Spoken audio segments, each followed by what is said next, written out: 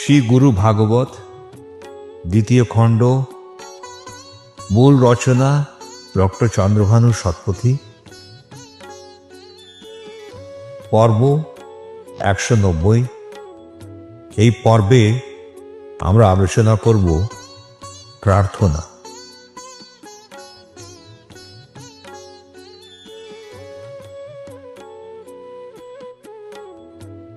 বিশ্বের সদ্গুরুর প্রতি এবং যাহারা জ্ঞান প্রদানে প্রকৃত অর্থে সহায়ক ভূমিকা পালন করে চলেছেন তাহাদের উদ্দেশ্যে আমাদের প্রণতি।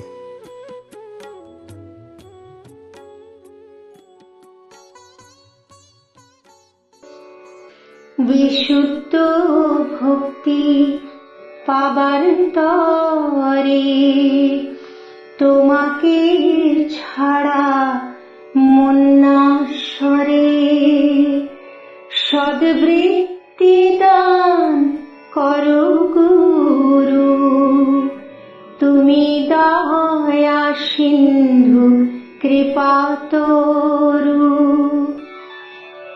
তব করুণা পাবার তরে পুণ্য ধন মোর নাহি ঘরে। তাই হে গুরু শোনো মিনতি, করুণা করো হে গুরু শক্তি। শুদ্ধ ভক্তি লাভের জন্য তোমার মাধ্যমে ছাড়া অন্য কোনো উপায় নেই।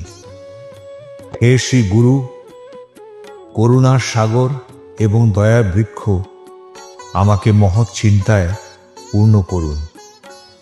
করুণার যোগ্য হওয়ার জন্য আমার অতীতের পুণ্য কর্মের সম্পদ নেই, কিন্তু হে শ্রী গুরু, তবুও আমি আপনার দয়ার জন্য প্রার্থনা করি।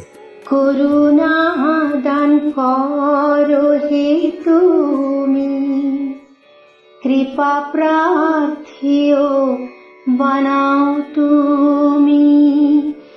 শুধু তুমি কৃপার কারণ, হে কৃপা ধন হে ভক্ত প্রাণ।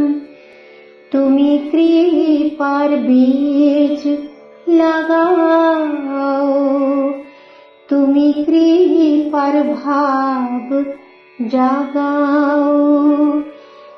তুমি কৃপার সঞ্চার করো, তুমি করুণার অবতার।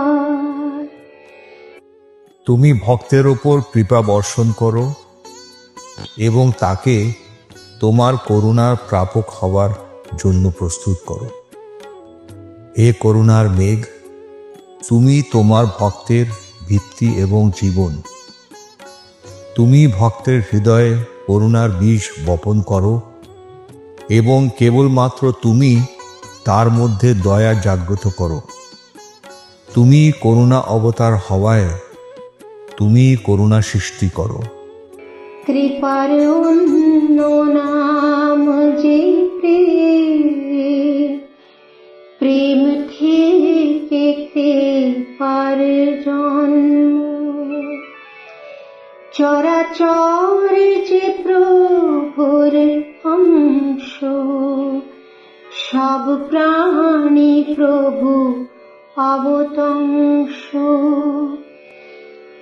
অন্যকে তিনি ভালোবাসেন, নিজেকে তিনি প্রেম করেন।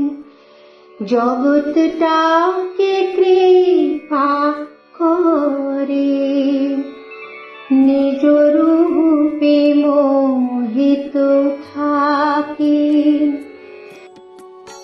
ভালোবাসা করুণার আরেক নাম। করুণা ভালোবাসা থেকেই উৎপন্ন হয়।